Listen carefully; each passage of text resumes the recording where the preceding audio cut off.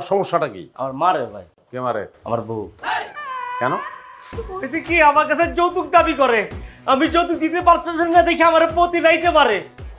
বুঝলাম না যৌতুক তো মেয়েরা ছেলেদের দেয়, হ্যাঁ, তা আপনার কাছে কেন চাবে? মানে এটা তো পুরুষ মানুষের চাওয়ার কথা।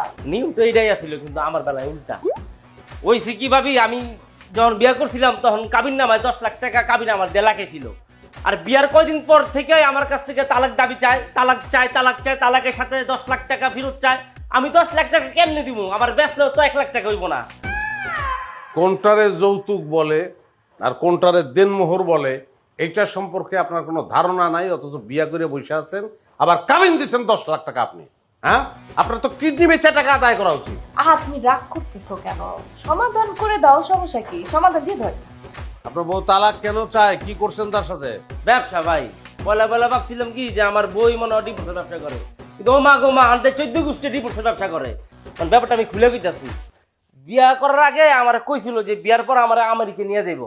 আমেরিকা থাকতো দূরের কথা, আমার আব্দুল্লাহপুরে নিয়ে যায় না, উল্টা আমার কাছ থেকে ডেইলি তালাক চায় আর হলো কামির টাকা ব্যাগ চায়। ভাই আমি কি করবো বল? আমার বাঁচান ভাই, আমি কিন্তু বলে যাবো ভাই। বাইরে আমি আর জীবনে বাঁচতে চাই না ভাই, আমার জীবনটা অশান্তিতে ভরে গেছে, শান্তি নাই ভাই।